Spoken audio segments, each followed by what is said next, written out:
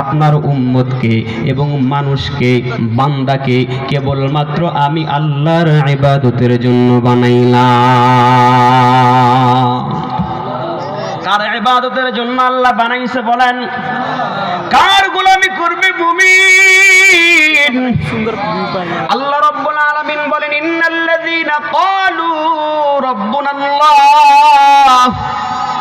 নিশ্চয়ই যারা বলে আমাদের প্রতিপালক আল্লাহ, তুম্মা ইসতাকামু তাতানাজ্জালু আলাইহিমুল মালাইকা, আমাদের প্রতিপালক আল্লাহ বলার পর তারা এই কথার ওপর অটল থাকে, অবিচল থাকে, এদিক সেদিক যায় না।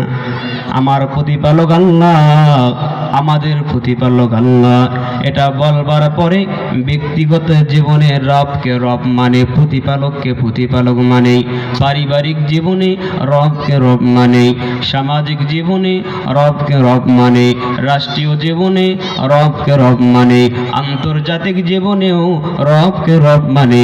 আল্লাহ বলেন, এই পাঁচটা সেক্টরে যেই বান্দা রবকে রব মানবে, রবকে রব স্বীকার করবে, কর্মের মাধ্যমে সেটা বাস্তবায়ন করবে, ওই ব্যক্তির কোনো ভয় নাই, ওই ব্যক্তির কোনো টেনশন নাই। এক নাম্বার হলো ব্যক্তিগত জীবনে রবকে রব মানতে হবে।